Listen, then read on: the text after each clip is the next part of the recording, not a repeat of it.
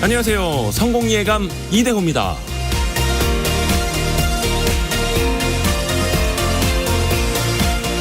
여러분은 하루에 몇 시간이나 주무시나요? 싱가포르 국립대와 핀란드 오우라 헬스 공동연구팀에 따르면 한국 사람들의 평균 수면 시간은 하루 6시간 18분이라고 합니다. 조사 대상 35개국 중에서 34위라는 거죠.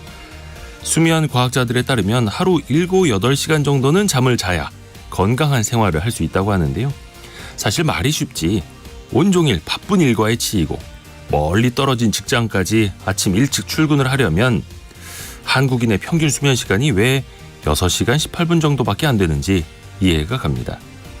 우리보다 잠을 덜 자는 나라는 일본, 6시간 6분 정도라고 하네요. 잠을 자는 시간은 개개인의 특성도 반영되겠지만 나라별로 사회, 문화적인 영향도 크다고 합니다. 노동 시간이 길고 특히 관계주의, 집단주의 성향이 높은 나라일수록 잠을 적게 잔다고 하네요. 생각해보니까 우리나라랑 일본이 딱 그렇죠. 잠이 보약이라는데 보약 같은 잠을 평균적으로 7, 8시간 잘 수 있는 세상, 먼 나라 이야기일까요? 산더미 같은 업무량과 치열한 경쟁, 또 돈 걱정하지 않고 우리 몸이 필요로 하는 만큼 충분히 잘 수 있는 사회를 아침 9시 6분부터 꿈꿔봅니다. 성공예감 이대호입니다. 시작합니다.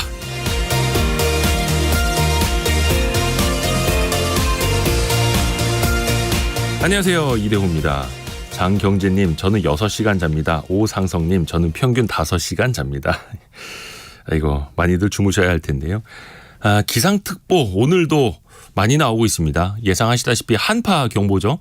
9시를 기해서 충남 서천군 지역에 한파 경보가 추가로 발효가 됐고요. 현재 대설 경보가 내린 곳이 전남, 전북, 제주도, 울릉도, 독도 등이 있고요. 한파 경보는 경기도, 강원도, 충청북도, 전라북도, 경상북도 등입니다. 그냥 쉽게 말해서 전국이 다 얼어붙었다는 얘기입니다. 오늘 밖에 나오실 때는요. 뭐 내복 입는 건 당연하고요. 목도리 당연하고요. 이 귀마개 있죠. 귀 덮는 거. 귀마개 꼭 쓰고 나오시오. 귀가 정말 떨어질 듯한 고통을 겪을 수 있습니다. 너무 춥습니다. 근데 또 오늘을 기점으로 해서 또 다음 주 되면 조금 이제 기온도 올라간다고 하니까요.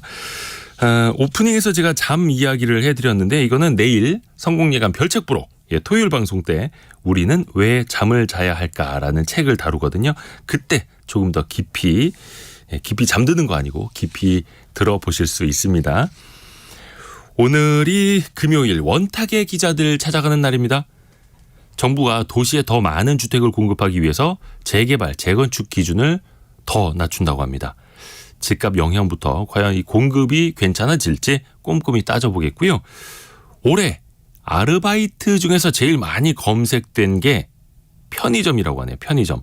그리고 요즘에는 청년들뿐만이 아니라 중장년층, 노년들까지 알바의 세계로 많이 뛰어들고 있는데요. 그 속사정까지 여러분 같이 좀 이야기 나눠주시죠. 또 중요한 거 경제상식 퀴즈 나갑니다. 퀴즈. 아직 퀴즈 나가지도 않았는데 이제 정답 보내주는 분들 계시고요. 뭐 전매 제한은 뭐야 갑자기. 자, 완전 다른 분야입니다. 집안에 아픈 가족이 있다면 육체적, 심리적 그리고 경제적으로도 엄청난 고통, 삼중고에 시달리죠. 요양병원에서는 건강보험 적용이 안 되다 보니까 하루에 이 비용만 15만 원 정도는 든다고 합니다. 한 달로 따지면 450만 원이죠. 와. 정부가 그래서 내년 7월부터 시범 사업을 진행한다고 합니다. 하루에 2만 원 정도, 한 달에 60만 원 정도면 이 비용을 쓸 수 있도록 부담을 좀 줄여보겠다라는 건데요. 아픈 사람을 간호하고 돌보는 데 드는 비용, 세 글자를 보내주시면 됩니다. 이 직업을 말하는 거는 아니고요. 이 비용을 말하는 걸 말합니다. 뭐 요양보호사, 간병인 뭐 이렇게 많이 보내주고 계시는데요. 네, 간호비 요거 아니고요. 얼추 제가 오답을 통해서 간접적으로 힌트를 좀 드린 것 같습니다. 세 글자입니다. 짧은 문자 50원, 긴 문자 100원 드는 샵 9730으로 보내주시면 되고요. KBS 콩도 좋습니다. 또 유튜브를 통해서도 저희 스튜디오 함께 하실 수 있습니다. 성공예감 이대호입니다. 자주 검색하시면 성공이 가까워집니다.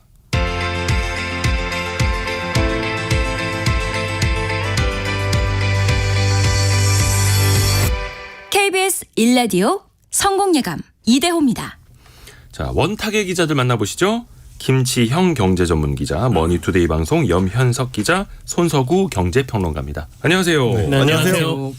자, 집값 이야기부터 해보죠. 사실은 뭐 재건축 재개발 규제 완화 이 이야기로 이어갈 건데요. 2023년 초에 바닥을 찍고 상반기에는 막 반등한다, 부동산 시장 살아난다 했다가 지금 날씨 추워지면서 또 급격히 식고 있더라고요. 네. 요즘은 어떻습니까, 부동산 시장? 손석우 평론가. 어제 한국부동산원 이제 주간 아파트 가격 동향 매주 발표되는 통계 나왔는데 네. 주간 단위로 보면 전국 아파트 지금 4주째 하락이고요.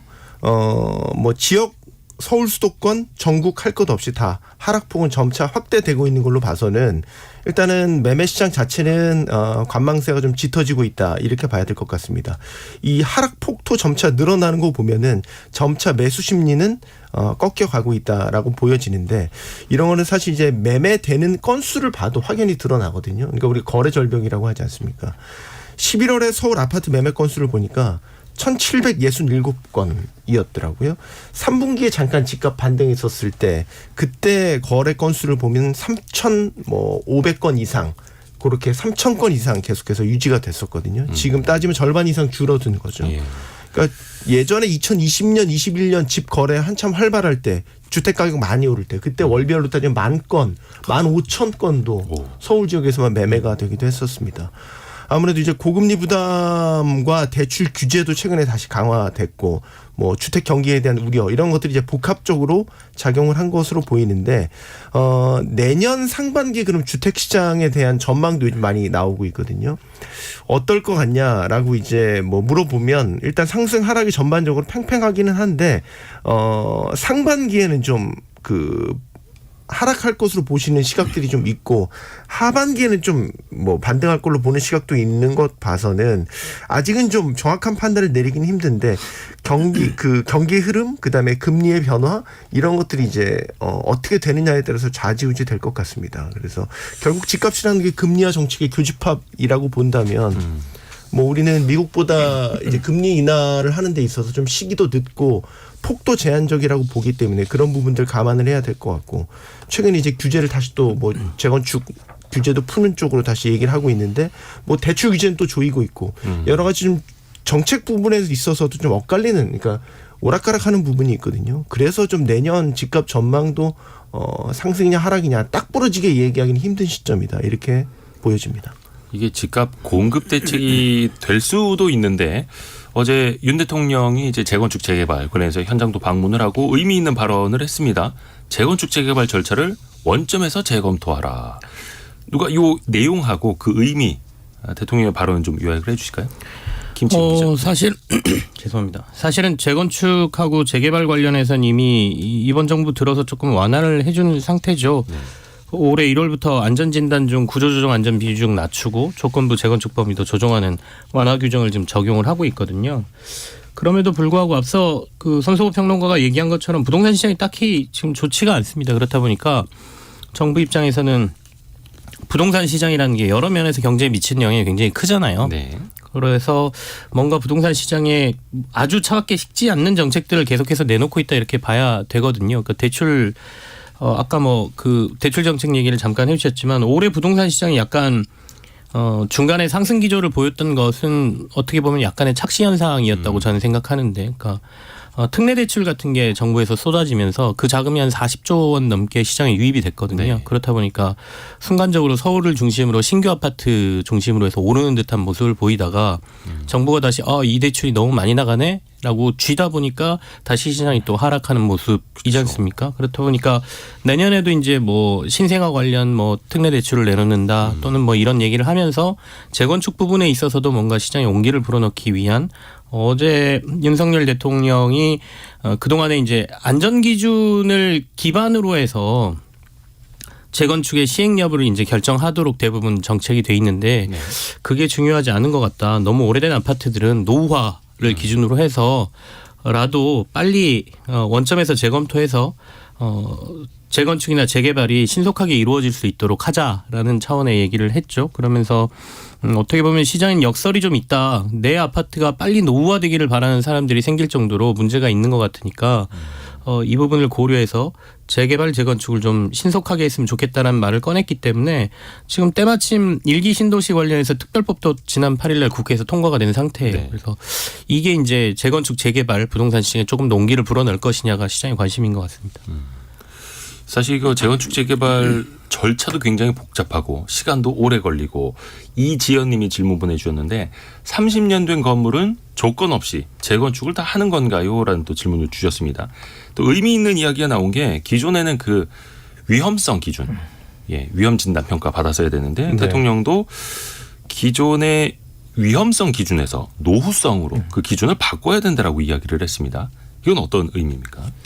뭐 그동안은 이제 아파트가 노후화가 돼도 네. 어찌됐건 지금 계속 이게 튼튼하게 버틸 수 있으면 무너질 것 같지 재개발 않으면? 재건축에 이제 제외가 됐었거든요. 네. 예를 들면 이제 목동 아파트 같은 경우에 오래돼서 뭐 녹물도 나온다고 하고 뭐 여러 뭐 단열적인 문제도 있고 네. 그렇지만 뭐 튼튼하게 지어져서 뭐 콘크리트는 튼튼하니까. 안전성이 여기서 계속 미끄러진 경우가 되게 많았거든요. 네. 그리고 다른 아파트 여러 대단지들 같은 경우도 그런 것들이 상당히 많았었는데 아무래도 이런 측면을 좀 고려한 거를 같습니다. 사실 근데 우리가 여기에서 노후성과 이제 위험성을 뭘 하나의 이제 방점을 너무 크게 둘 수는 조금 없는 것 같아요. 이게 사실 너무 노후성에만 하다 보면 어느 정도 기준이 지나면 다시 다 바꿔지는 것 같고 그렇다고 위험성에만 하면 너무 노후화될 때까지 이게 또 주거 이런 수준의 차이가 나기 때문에 이게 적절히 조금 서로 반영을 좀 시켜줘야 될 것 같은데 네. 뭐 저희 집도 예전에 그런 걸 한번 해본 적이 있어요. 재개발에 투자를 했다가 네. 이제 위험성 통과가 안 돼서 이제 무너진 케이스를 한번 겪어봤었는데 뭐가 무너져요? 조합이 없어졌어요. 아유, 큰일 날 뻔했네. 네. 말씀 조심하시는데. 아파트가 무너진 건 아니고 큰일 날 이제 조합이 뻔했네. 해체가 깜짝 됐는데요. 놀랐습니다. 예. 네. 그런 상황을 겪으면서 이 위험성, 노후화 이거에 대해서는 서로 어느 한 곳에 너무 집중이 되면 네. 좀 재건축 재개발할 때 그런 폐해가 좀 발생을 할 것 같습니다. 그렇죠. 근데 저는 이렇게 지역을 다니면서 보면은 아파트 외벽에 안전진단 뭐 몇 등급 확보, 안전진단 평가, 그래서 플랜카드를 내걸지 않습니까? 붙잖아요. 근데 그게 어떻게 보면은 우리 아파트 위험해요. 우리 집 위험해요라고 대문짝만하게 밖에다가 써붙인 거 아닙니까? 이거 보면서 제가 이거를 웃어야 돼 말아야 돼. 그러니까 우리는 되게 씁쓸한 거죠. 뿌리 깊게 부동산 자산이 이제 그러니까 살집이라기보다는 살집도 물론 있지만 투자의 어떤 그러니까 가치 시세 가치가 오르는 거에 대한 기대를 늘 품고 이를 재건축 재개발에 네. 추진을 하잖아요. 그래서 이제 안전진단 통과가 옆에 경축이 붙는 게 그런 이유가 아닐까 싶고 이번에 이제 그 안전진단 규정과 관련해서 명확하게 아직 확정이 된 건 아닙니다. 다만 이제 가이드라인은 안전진단에 대한 이제 D등급 이하 뭐 이런 것들을 좀 완화하겠다라는 것도 있고 원래 안전진단을 받고 나서 그 다음에 정식 조합이 만들어집니다. 그러다 보니까 사업을 추진할 수 있는 주체 자체, 동력 자체가 없는 상태에서 일단 그냥 출발이 늦어지는 거죠. 그렇죠. 출발이. 가가호호 돈을 걷어서 안전진단 비용을 댄다라든지 뭐 그런 부분들을 좀 이제 순서를 바꾸겠다라는 거죠. 그러니까 조합을 먼저 만들어서 구심점을 만들고 그 구심점을 중심으로 이제 안전진단이라든지 인허가 절차를 밟게 하겠다. 그러면 조금 더 뭐 재건축 재개발을 하는 데 있어서 속도가 붙을 것이다. 이제 이런 이야기들이 지금 나오고 있는데 저는 이제 근본적인 의무는 또 하나만 말씀드리면 가로주택 정비 사업도 여기에 포함이 됩니다. 지금 예를 들어서 이제 소규모 이제 빌라라든지 그런 것들은 이제 통합을 해서 묶어서 이제 개발을 하겠다라고 하는데 거기에 대한 지원도 지금 얘기가 나왔거든요. 그래서 그런 것들에 대한 용적률 상향이라든지 사업성이 개선될 수 있는 부분, 그 다음에 인허가 절차 단축, 뭐 집단 대출 지원, 뭐 이주 비용 뭐 이렇게 지원 이런 것들에 대한 이제 이야기들이 지금 나오고 있거든요. 근데 저는 근본적으로는 이게 재건축 재개발을 이런 식으로 이제 풀어준다고 해서 과연 활성화가 될 수 있을까라는 건 의문은 있어요. 왜냐하면 아까 말씀드린 대로 이제 조합이 이걸 추진하기 위해서는 사업성이 나와야 되거든요. 그리고 이제 지금 공사비 얘기도 나왔지만 공사비나 이런 것들을 따졌을 때 시공사와 이 분쟁도 굉장히 깊단 말이에요. 그래서 이런 규제만 풀어준다고 해서 무조건 재건축 재개발이 활성화될 것이다. 그건 너무 단편적으로 보는 것 같아요. 가야 할 길이 멀죠. 네. 그래서 사업성도 있어야 되는 거고 사실 이게 건설 경기가 좋아야 재건축도 더 활성화될 수 있는 거잖아요. 왜냐하면 추가 분양을 통해서 조합원들의 부담도 좀 낮춰야 되는 거기 때문에요. 김지영. 사실은 고민 포인트가 굉장히 많은 거죠. 그러니까 도심이 노후화돼서 네.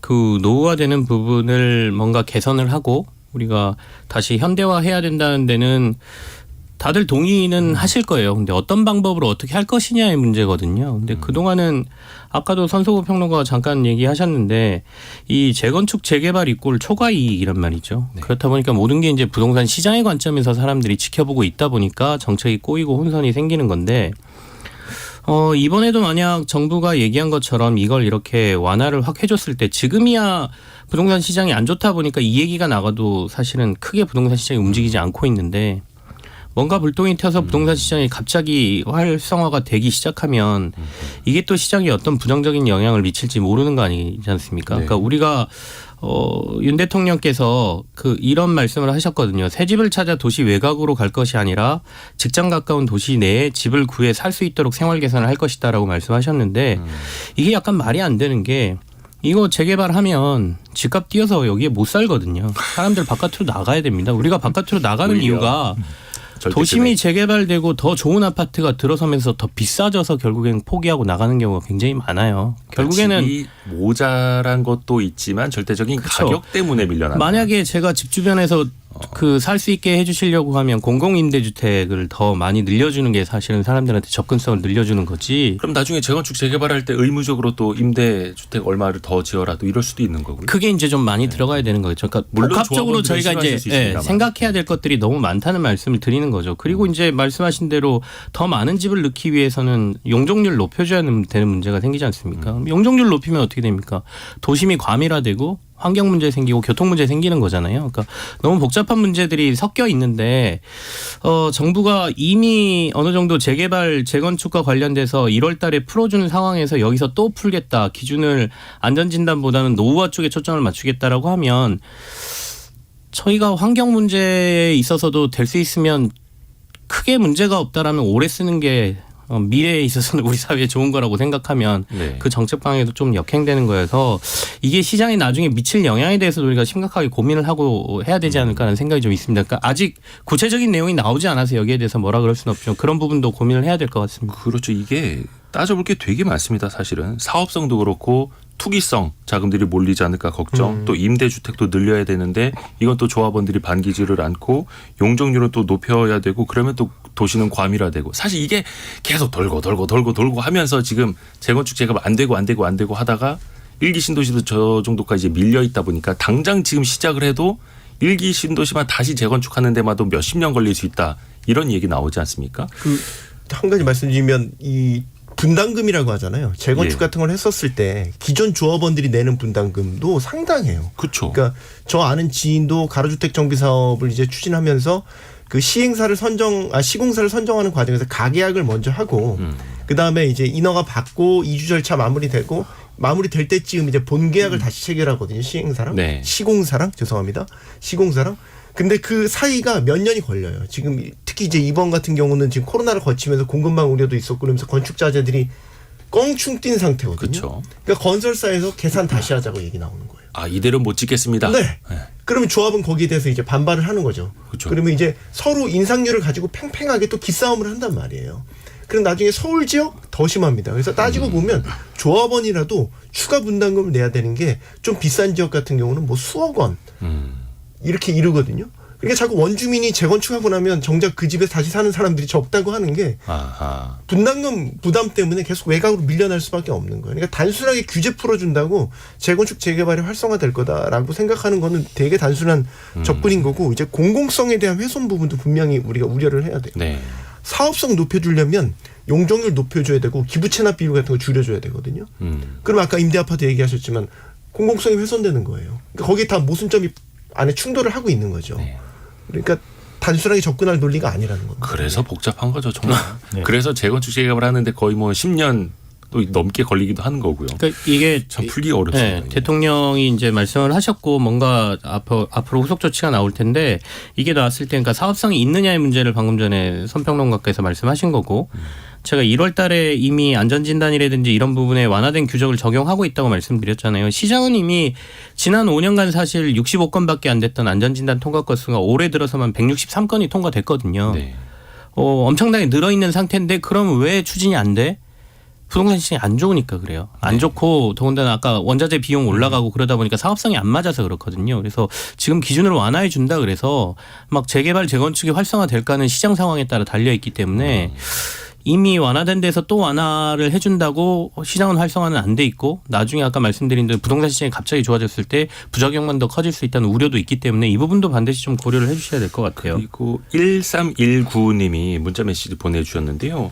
노후화는 콘크리트 골조만 튼튼하다라기보다 내부의 단열이나 샤시, 창호의 기밀도, 5배수관의 노후, 전기 용량 부족, 특히 주차장 부족이 심각해서 종합적인 판단이 필요합니다. 그러니까 사실 한 20여 년만 지난 아파트만 하더라도 불편함이 나타나고 30여 년 흘러가면은 일단 배관부터 낡아지고 주차 공간 부족하고 그래서 사실은 사람들이 살기 좋은 아파트에 살고 싶다라는 건 누구나 인간의 본성 아닙니까? 그렇죠?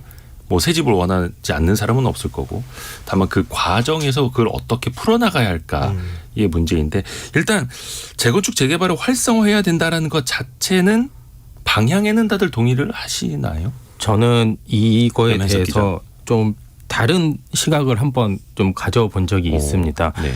우리가 정부에서 재개발 재건축 얘기가 나올 때는 네. 굉장히 경기 성장률이 안 좋을 때 이런 얘기들이 많이 나옵니다. 2008년이 그랬고요. 네. 이제 이번에 그렇고요. 저번에 이제 2019년에 이제 장기 침체했었을 때 그때도 공급 부족 얘기 나오면서 공급 많이 해야 된다. 뭐 이런 얘기들이 계속 나오고 있었거든요.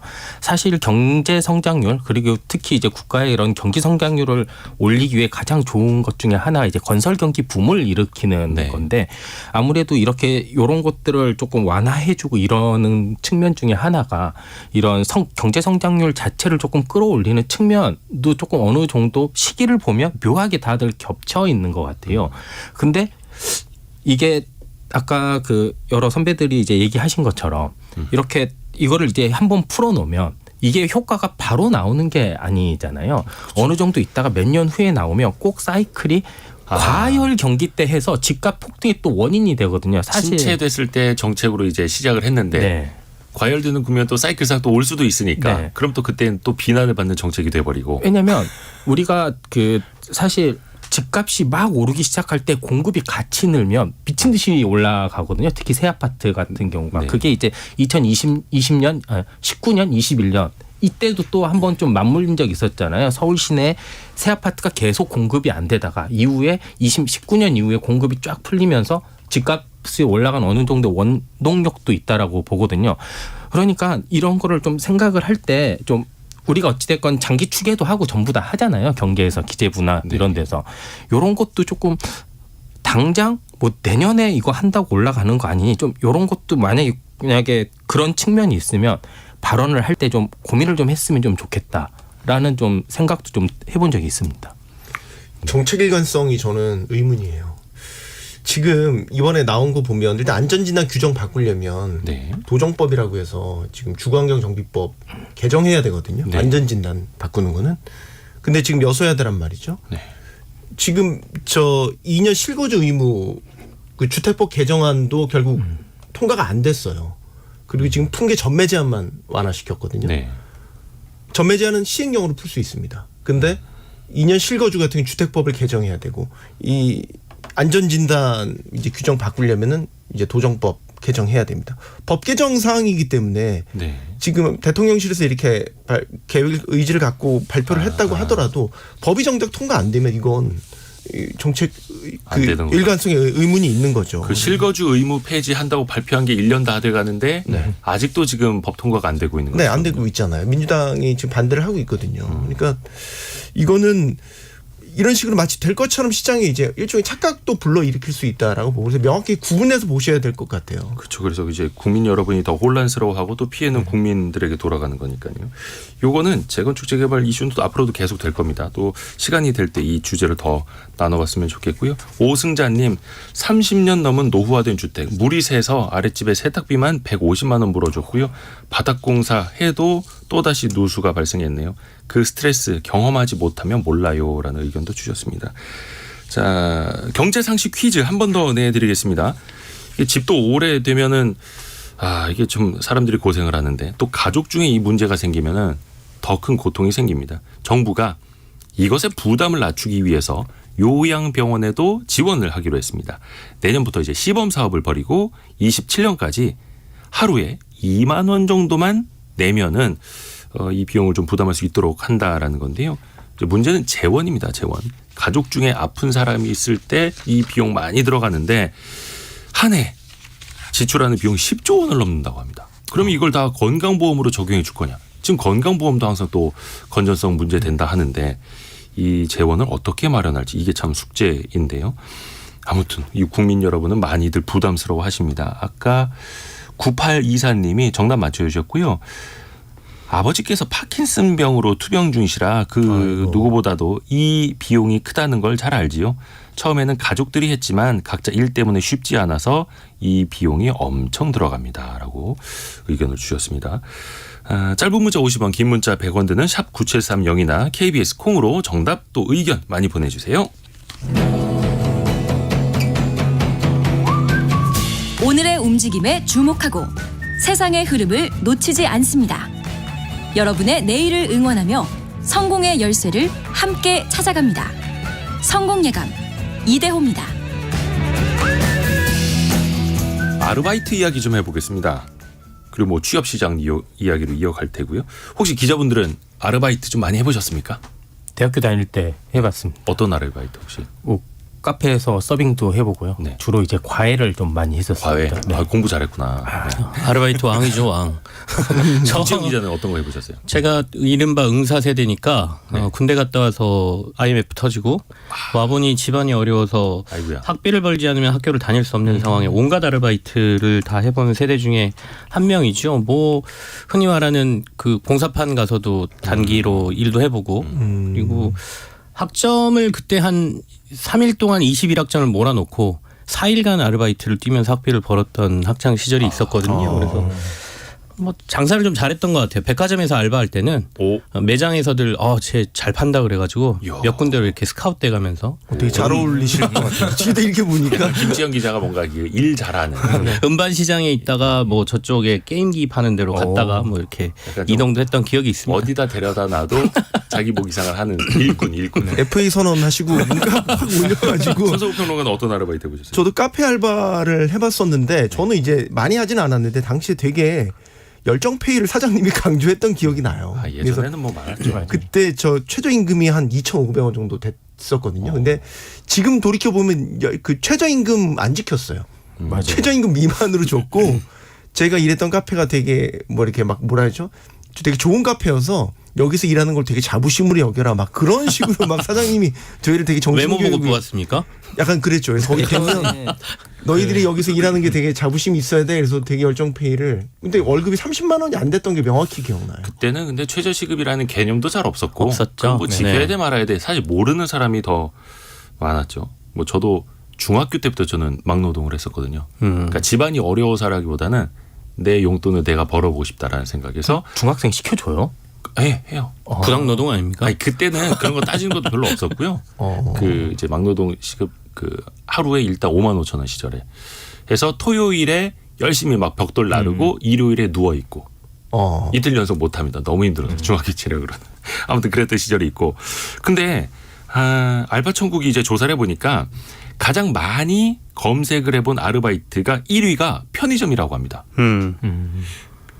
글쎄요. 편의점이 왜 가장 선호되는 아르바이트 일자리일까요? 아마도 접근성이 좀 제일 쉬운 게 아닌가 싶어요. 그러니까 왜냐하면 가깝고 일단 본인이 사는 곳이나 아니면 자기가 뭐 생활하는 곳에서 어디든지 편의점이 있기 때문에 선택하게 되면 꽤 가까운 데에서 그때그때 할 수 있다는 생각이 있는 것 같고요. 그다음에 또 업무 같은 경우에도 아주 전문적이지 않아도 내가 가서 어느 정도는 대응이 가능하겠다 그러니까 그런 부분에 있어서도 접근성이 좀 쉬운 것 같고 그리고 설령 관두더라도 큰 부담 없이 금방 또 관둘 수 있다. 뭐 이런 복합적인 것들이 좀 포함되지 않았나라는 생각이 좀 듭니다. 그렇죠. 편의점이 뭐 주변에 많이 있으니까 집 네. 근처에서 할 수도 있을 테고. 하지만 또 이게 쉬운 그 일이 아니야. 그럼요. 가서 그냥 보면 계산만 하는 게 아니죠. 네. 근로 시간이 길잖아요. 근로 시간도 그러니까, 길고. 예, 야간에 일하시는 분들은 야간 꼴딱 새서 이제 해야 맞습니다. 되니까. 밤에 또 위험하기도 하고. 그리고 그 물건 들어올 때가 제일 힘듭니다. 편의점은.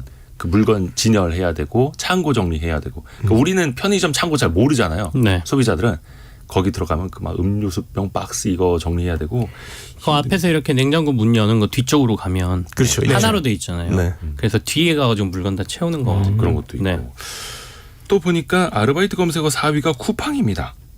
쿠팡에서는 어떤 아르바이트가 있는 걸까요? 그거 아니까 쿠팡 이츠라고 해서 이제 배달 그것도 알바, 있고, 배달도 뭐 한 있고. 건 배달 이런 알바 같은데 이게 꽤 그 부업으로 인기가 쏠쏠했잖아요. 네. 이게 꼭 대학생들이나 그런 학생들만 하는 게 아니라 직장인들, 뭐 가정주부도 잠깐 시간 짬 날 때 자기 그 짜투리 시간 활용해서 짭짤하게 수입을 올리는 걸 한때 되게 인기가 많았었고, 뭐 이거는 뭐 일부 사례로 제시되긴 했지만 학원비가 너무 비싸니까 엄마들이 이제 남편 벌이로만 학원비를 못 댄다. 그래서 일부 강남 아줌마들의 비싼 학원비를 보조하기 위한 그런 수단으로 이렇게 그 짬을 내서 뭐 이런 배달 알바를 했다라는 건데, 제가 이 후기 몇 가지를 좀 보고 왔거든요. 근데 네. 수입이 생각보다 많지 않대요. 그리고 이제 그 오토바이 같은 거를 이제 이용해서 배달하시는 분들은 네. 기름값이 확 오르면은 또 별로 결국 지나놓고 보면 남는 게 없다라고 불만을 토로하시는 분들도 있더라고요. 그러니까 제가 특정 그 배달 앱을 얘기하는 건 아닌데 배달 3건 뛰면 12,000원 정도 번다. 그 자기 거를 이제 공개를 하셨더라고요. 보니까. 네.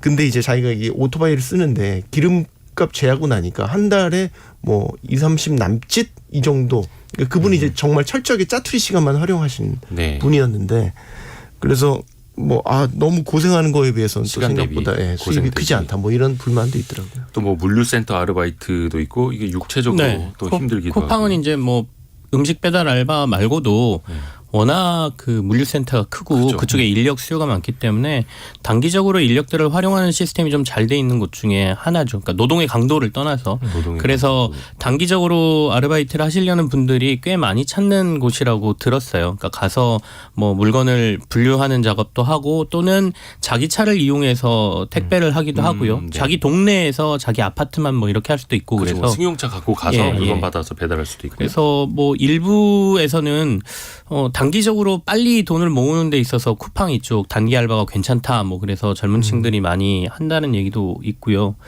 저 대학교 때 저도 택배 알바 도운 적이 있거든요. 명절 때 되면 그때만 해도 백화점들에서 이렇게 명절 되면 수요가 갑자기 늘기 때문에 백화점에서 알바를 채용했는데 그때만 해도 제가 물건을 뭐 이렇게 배송하고 이런 게 아니라 택배기사 아저씨 옆자리에 앉아서 조수석에 앉아서 지도를 펼치고 그때는 내비가 없었거든요. 그래서 하는 일이 인간 신선한데요? 내비를 봐주는 거예요. 오. 그러니까 빨리 지도에서 노선을 여기로 우회전하셔가지고 하면 딱 내리면 물건을 꺼내주면 물건을 들고 뛰는 거죠. 그래서 집에 가서 띵동 누르고 전해주고 오고 이런 게 명절 때 한참 알바였는데 요즘은 이제 시스템이 완전히 바뀌어서 쿠팡은 부분해서 인력들을 그때그때 채용하고 뭐 한다고 하더라고요. 그렇죠. 그리고 그 쿠팡 물류센터에서 아르바이트 하셨다는 분들이 이제 좀 메시지 좀 보내고 계시는데요. 정말 힘들다고. 네, 정말 힘들다고. 왜냐하면 이게 힘을 쓰는 거를 단순 반복을 계속 네. 해야 되잖아요. 그렇죠. 그래서 이게 정말 쉽지 않은 일이라고 저는 합니다. 물류창고를 촬영만 가봤거든요. 네. 이제 예를 들면 뭐 대한통운이라든지 이런 데서 우리 예전에 그 막 스마트 물류창고 한다고 바코드를 이렇게 자동으로 하잖아요. 네네네. 근데 이게 요 나누는 시스템은 다 자동이 많이 되어 있는데 이 막판에 마지막이 차에 요거는 다 실어야죠. 해야 네, 돼요. 차에 인력으로. 실어야죠. 네. 근데 그거를 했는데 상차라고 합니다. 그 상차. 상차를 해야 되는데 그거를 이제 저희도 이제 촬영 때문에 한번 찍어본 적이 있는데 정말 한 15분 정도 찍은 것 같거든요. 네. 근데 너무 힘들더라고요. 근데 거기 계신 분들한테 한번 여쭤봤더니 보통 이제 새벽에 오시잖아요. 그러니까 좀 밤에 1-2시 정도에 그때 오셔서 한 5-6시간 하는데 정말 그걸 어떻게 하나 싶을 정도로 힘들어 이게 보이더라고요. 농촌에서는 수박이죠. 수박 따서 상차 작업한 사람하고 물류센터 상차 작업한 사람들은 정말 우대해 드려야 됩니다. 그걸 해본 사람과 안 해본 사람으로 나뉩니다. 이 육체를 쓰는 작업은 안 해보셨으면 말을 마세요.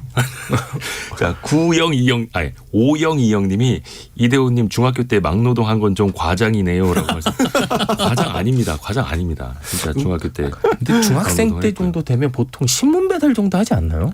그것도 했죠. 전단지도 하고 제가 안 한 게 없습니다. 아, 4432님 어렸을 때 생일날에 놀려고 전날 막노동 하루 했다가 생일 다음 날에 일어났어요라고. 그렇죠. 이게 그때만 해도 네, 쉬운 네. 일이 아닙니다. 쉬운 그 일이 아닙니다. 요즘에 약값이 더 든다고 그랬었으니까요. 기상천외한 알바들 되게 많거든요. 네네. 이제 알바가 너무 보편화돼 있다 보니까 상상도 못한 알바들이, 그리고 트렌드에 따라서 알바도 계속 새로운 직종이 새어나는데, 제가 최근에 들은 거 AI 때문에 생긴 알바. AI 서비스들을 이제 많이 도입을 하다 보니까 네. AI 챗봇 같은 데 도입되는 목소리라든지 아니면 이제 그 말하는 그 어투 이런 것들을 학습시키기 위해서 일반인 분들한테 스마트폰으로 그 알바를 준대요. 그럼 한 30분 동안 계속 아무 얘기나 하는 거예요. 그래서 거기서 이제 요구하는, 예를 들어서 사투리를 써주세요. 뭐 예를 들어서 이런 문맥의 이야기를 해주세요. 이제 이런 그 카테고리를 주면 그거에 따라 30분 동안 계속해서 그걸 얘기를 하고 그 녹음된 거를 거기로 전송을 하면 그게 이제 알바인 야, 거예요. 뭐 이런 것도 있고. 인공지능을 학습시켜주는 알바. 그 요즘에는 애완견 산책시키는 알바, 아이돌봄 알바, 그리고 당근 알바라고 아시는지 모르겠는데 어떤 분들은 당근 플랫폼에서만 만나서 알바를 뛰는 분들이. 아, 동네 사람 찾는 거. 그렇죠. 그래서 딱 뭐 이삿짐이고 나르는 거 잠깐 도와주세요. 그런 거. 그다음에 일일 알바만 선호하시는 분들. 그러니까 굉장히 그 고용 형태나 직종이나 이런 게 굉장히 다양해져서 요즘에 엔잡에 대한 어떤 선호도가 높아진 게 요즘 문화잖아요. 그런 것들이 이제 이런 알바 시장에도 이제 반영이 되고 있는 거죠. 마음만 먹으면 무엇이든지 할 수 있는. 근데 또 그 반대 상황을 한번 짚어볼게요. 사실 본인이 그냥 하고 싶어서 짜투리 시간에 아르바이트를 하는 거라면 좋은데, 어떤 정규직이나 취업이 제대로 안 돼서 아르바이트를 할 수밖에 없는 거라면 이거는 좀 안 좋은 것 아닙니까? 현실이 어떨까요? 그럼요. 지금 아까 플랫폼들 얘기하셨는데, 플랫폼으로 노동자들이 단기적으로 일하는 게 양산이 되면서 노동의 안정성 부분은 확실히 떨어지죠. 아까 저희가 이제 최저임금 얘기도 했지만 현장에서 최저임금 잘 안 지켜진다. 이건 이제 양쪽이죠. 자영업자분들 같은 경우에는 최저임금이 너무 높다, 너무 힘들다라고 말씀하시지만, 또 단기적으로 이렇게 하시는 분들 같은 경우에는 이왕이면 더 높은 돈을 받고 싶지 않습니까? 그렇다 보니까 그런 부분에 있어서도 취약한 게 알바 시장이기 때문에 이런 부분에 대한 고민이 생길 수밖에 없죠. 앞으로는 수요도 그렇고 사회 시스템도 그렇고 단기적으로 다양한 일을 할 수 있는 사람들, 이른바 엔잡러라든지 이런 사람들이 늘어나는 상황이기 때문에 이 노동자들을 어떤 관점에서 우리가 앞으로 보호하고 또 힘을 발휘할 수 있도록 하느냐의 문제가 계속 고민거리로 던져지는 것 같습니다. 방금 그 엔잡러라고 말씀을 해주셨는데, 그러니까 여러 개의 일을 동시에 하는, 지금 김치현 기자도 마찬가지 아닙니까? 네, 사실 저도 그렇죠. 아, 여기 계신 분들 다 엔잡러구나. 근데 그러면 일자리가 과거에는 1 곱하기 1이었다면 이제는 1 곱하기 2, 1 곱하기 3이 필요할 수도 있다라는 뜻이잖아요. 또 그만큼 이제 일자리를 구하는 분들, 하나도 못 찾는 분들하고는 또 경쟁이 더 되는 거고, 특히 이게 청년 세대랑 중장년층 세대랑 아르바이트 자리를 놓고도 이제 경쟁을 해야 되는 또 그런 시대로 가고 있지 않습니까?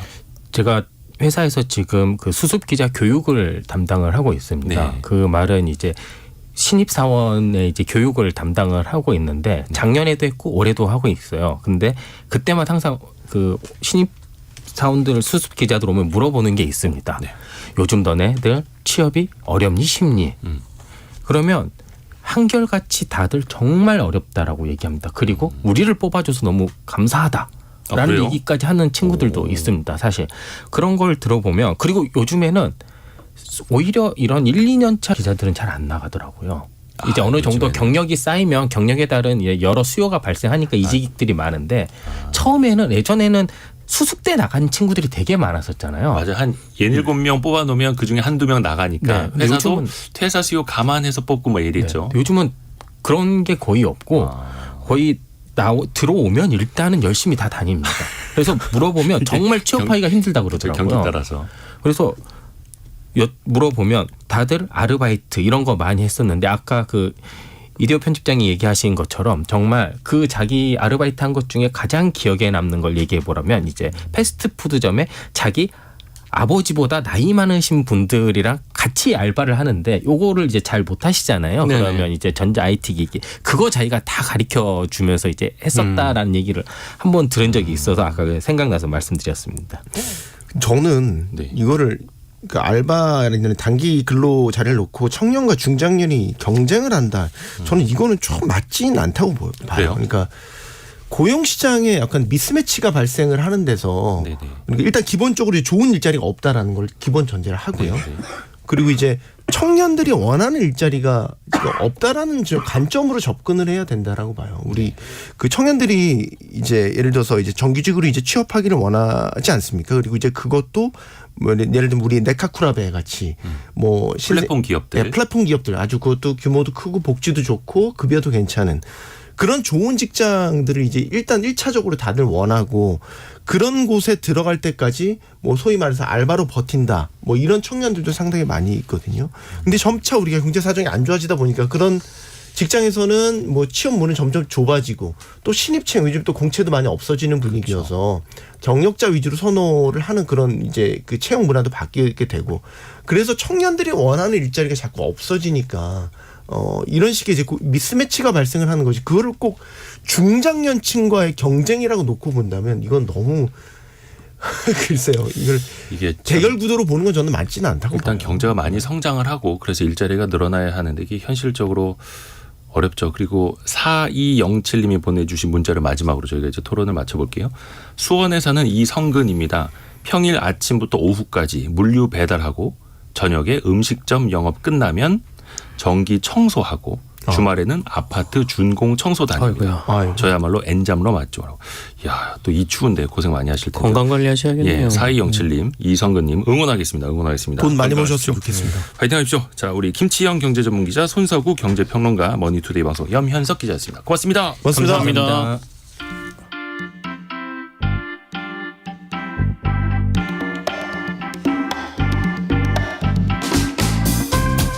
지금 여러분께서는 KBS 1라디오 성공예감 2대호입니다를 듣고 계십니다. 참여해주신 여러분께는 추첨을 통해 건강을 품다 헬시허그에서 고함량 글루타치온 퍼펙트 75를 아름다운 식탁 창조 주비푸드에서 자연에서 갈아 만든 생와사비를 쉽고 빠른 판촉물 제작 시너지 기프트에서 LED 무드 등 스탠드를 그리고 성공예감에서 준비한 커피 쿠폰을 보내드립니다. 당첨자는 성공예감 2대호입니다. 홈페이지에서 확인하세요. 313만 가구. 와, 많죠. 313만 가구. 어떤 집이냐? 반려동물과 함께 살고 있는 집이라고 합니다. 2020년 통계청 인구주택 총조사 내용인데요. 그만큼 이 관련 산업도 커지겠죠? 요즘에 뭐 반려동물 관련된 뭐 보험도 나오고 시장도 커지는데요. 오늘 직업의 세계는 반려동물 수의사를 한번 찾아가 본 이야기입니다. 한경자벤조이 강홍민 기자 연결합니다. 안녕하세요. 안녕하세요. 강 기자님도 반려동물 키우세요? 저는 안 키웁니다. 근데 이제 취재만 하셨군요. 네. 반려동물 산업이 지금 어느 정도나 되나요, 우리나라가? 말씀하신 대로 이제 그 통계청이 발표한 2020년 자료를 보니까 반려동물을 키우는 가구가 313만 가구로 나왔고 네. 2021년에는 606만 가구로 매년 늘어나고 있는 상황인데요. 시장 규모도 매년 성장세를 보이고 있는데 농촌경제연구원 조사에 따르면 반려동물 산업 규모가 2021년 3조 4천억 원에서 이제 2027년이죠. 그때는 6조 원으로 커질 것으로 내다봤습니다. 보통 이제 그 반려용품이나 반려묘와 같은 시장이 급성장 중인데 그 중에서도 이 펫푸드 시장이 굉장히 주목받고 있어요. 최근에는 그 식품회사들이 이제 속속들이 펫푸드 사업에 뛰어들고 있을 정도로 업계에서도 이 시장 잠재력을 높이 평가하고 있는 분위기였는데 네. 펫푸드 시장이 최근 몇 년간 매년 이제 10% 이상씩 성장을 하고 있고 올해는 1조 2천억 규모로 예상을 하고 있었습니다. 이야, 시장이 엄청 커지고 있네요. 그리고 그 반려동물을 키우고 있는 함께하는 가구 수는 요거는 이제 조사 기관마다 수가 좀 다르다라는 것도 좀 말씀을 드리겠고요. 예전에는 그냥 개 사료 이랬는데 요즘엔 펫푸드라고 또 부릅니다. 시장이 커지고 있으니까요. 네. 근데 반려동물에게 이제 돈이 많이 들어가는데 그 중에서도 의료비를 빼놓을 수가 없죠. 그렇죠. 아무래도 요즘에는 반려동물을 가족으로 인식하는 경우가 많은데 네. 그래서 이제 평소에 반려동물의 건강 관리나 뭐 건강 검진에 대한 관심이 높게 나타났고 특히 이제 그 질병을 발견했을 때 뭐 치료나 케어에 대한 관심도 높은 편이었고요. 네. 지난 2년간 반려동물을 키우는 가구에서 반려동물 병원비를 지출한 비중이 70%를 넘어섰습니다. 그리고 이제 2년간 평균 그 80만 원의 치료비 네. 그리고 185만 원 정도의 양육비를 지출을 하고 있었고 네. 연평균으로 살펴보니까 동물병원을 방문하는 횟수가 4.6회 한 5회 정도로 나왔습니다. 그렇죠. 그래서 동물 키우는 것도 돈 많이 든다고 이야기를 하는데 특히 보험이 안 되니까 그렇죠. 보험이 안 되니까 비용이 더 부담이 되는 것도 있는데요. 반려동물 보험 뭐 활성화한다 이야기는 많이 들어봤거든요. 지금 어디까지 좀 진행되고 있나요? 지금 저희 이제 그 현 정부에서도 이 반려동물 보험, 펫보험 가입률을 좀 높이겠다 이렇게 좀 뭐 이야기를 한 상태인데 네. 말씀드린 대로 이 반려동물 인구는 굉장히 늘어나고 있는 반면에 펫보험 가입률이 1% 정도밖에 안 됩니다. 굉장히 저조한데 네. 일각에서는 뭐 반려견의 연령이 최대 만 8세로 제한되는 이 까다로운 보험 가입 조건 때문에도 그렇고 그리고 이제 동물 진료비가 굉장히 천차만별인 것도 문제로 지적되고 있는데 일본의 경우에는 이 반려동물 보험 가입률이 최근에 10% 이상 증가했다고 합니다. 그래서 이제 작년 기준으로 약 16% 수준으로 가입률이 성장을 했다고 하는데 이유를 보니까 일본은 반려동물도 이제 가족이다라는 인식이 확산되고 안착이 되면서 이 동물보험 가입이 급증을 했다고 합니다. 그래서 이런 분위기가 지속되면서 2006년에 반려동물 보험을 취급하는 보험사가 처음 등장을 했었는데 현재는 19개사로 확대되기도 했습니다. 아하. 1인 가구가 많아질수록 또 반려동물 키우는 사람들도 많아지고 펫푸드나 동물보험이나 이 시장도 커지는 거고요. 그리고 이제 직업적으로 강홍민 기자가 만나본 게 수의사 아닙니까? 수의사? 맞습니다. 근데 이게 참 동물들은 어디가 아프다고 가서 이렇게 자기가 말을 하는 게 아니잖아요. 어디가 어떻게 아파서 왔어요라고 말을 안 하지 않습니까? 이거 어떻게 진료를 합니까? 그렇죠. 수의사들은? 그렇지만 이제 뭐 동물과 이 교감이라는 게 또 있으니까 인간과 그런 부분에서도 이제 적용을 할 수 있고 그리고 보통 이제 주인들이 그렇죠. 동물의 상태를 파악해서 수의사에게 전달을 해주고 있는데 네. 그렇다 보니까 말씀하신 대로 이제 정확한 예측이 안 될 때가 많습니다. 처음에는 조금 이상하다 싶어서 이제 병원을 찾았는데 알고 보니까 뭐 큰 질병이 발견되는 경우도 있고 대수롭지 않게 뭐 이 검진을 받으려고 갔다가 병을 키워서 오는 경우도 있는데 들어보니까 이제 그 반려견 개를 많이 키우잖아요. 네. 이 개의 경우에는 뭐 구토나 설사, 피부병 그리고 기침 증상으로 병원을 찾는 경우가 대부분인데 이 개의 습성이 눈에 보이는 대로 아무거나 먹어서 이 질병이 발생하는 경우가 있다고 하고 네. 그리고 이제 반려동물을 처음 키우시는 분들은 자기가 먹던 거를 동물에게 이제 줘서 질병이 생기는 경우도 있다고 합니다. 그리고 또 수의사들은 직업적으로 이제 만나는 고객이 엄청 다양할 거 아닙니까? 그렇죠. 작은 동물부터 뭐 큰 가축까지도 있을 거고 그게 혼자서 다 어떻게 할 수가 있나요? 그래서 이제 수의사도 이 종류가 좀 나뉘는데, 어떤 수의사냐에 따라서 공부를 해야 하는 동물도 좀 바뀝니다. 일반적으로 우리가 알고 있는 동물병원 수의사는 개나 고양이 같은 반려동물로 주로 키우는 동물을 공부하고요. 산업동물 수의사의 경우에는 소나 돼지, 뭐 닭 같은 이제 가축류에 대해서 공부를 합니다. 영구직 수의사라는 직업도 있는데 이 직업은 관심 동물에 따라서 한 분야를 파고들어서 연구하는 직종이었고요. 이제 전국에 수의대학이 한 10개 정도 있습니다. 네. 이 과정은 보통 이제 예과 2년, 본과 4년을 공부하고 본인 선택에 따라서 이제 대학원에 진학하는 경우도 있는데 이 과정에서 수의내과를 비롯해 뭐 수의외과, 병리학, 행동학, 조직학 같은 이제 다양한 분야를 배우게 되고요. 보통 수의대학을 졸업하게 되면 한 60%에서 70% 정도가 동물병원 수의사로 진로를 선택하는 것으로 나타났습니다. 아, 그리고 또 동물들이 좀 사나울 수도 있고, 그렇죠? 뭐 물리는 일도 좀 있지 않을까? 위험한 순간들도 있을 것 같은데요. 그렇죠. 어떻게 보면 이제 수의사가 동물 전문가니까 컨트롤을 아주 잘할 것 같다. 뭐 이렇게 생각하시는 분들도 많은데 네. 진료를 하다 보면 뭐 물리거나 핥히는 일이 부지기수라고 합니다. 네.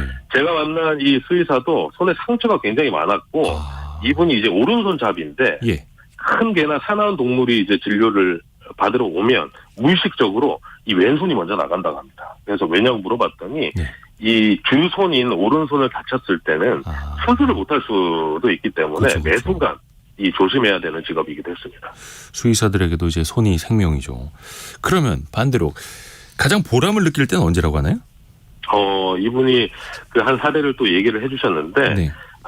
이분이 동물병원에서 인턴 생활을 한 적이 있었는데, 굉장히 늦은 밤에 할머니 한 분이 급하게 개 한 마리를 데리고 오셨대요. 그래서 이제 새끼를 낳은 지 얼마 안 된 이 어미개가 갑자기 집에서 쓰러진 걸 보고 놀라서 이제 병원을 찾았는데, 치료 내내 이 어미개 곁에서 떠나지 않고 할머니가 눈물을 흘리면서 옆을 지켰다고 합니다. 그래서 다행히 응급조치를 잘 마치고 이제 건강하게 할머니 품으로 어미개를 돌려보냈는데, 이 일을 하면서도 계속 잊지 못할 기억이라고 합니다. 그죠. 또 누군가에게는 이제 가족이니까요.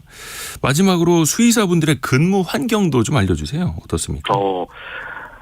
이 반려동물 시장이 뭐 계속 커지면서 개원하는 수의사도 늘어나고 있습니다. 뭐 동네에 보면 이제 동물병원, 동네 동물병원이 많이 생기는 걸 보실 수 있을 텐데, 네. 병원을 직접 개원하게 되면 이제 본인의 주도하에 자율적인 분위기로 근무 환경을 만들 수 있는데, 요즘에는 24시간 운영하는 병원도 많이 생겨나고 있잖아요. 네. 이 경우에는 이제 주야간으로 좀 근무를 나눠서 하기 때문에 그런 점도 좀 유의할 점이라고 보여집니다.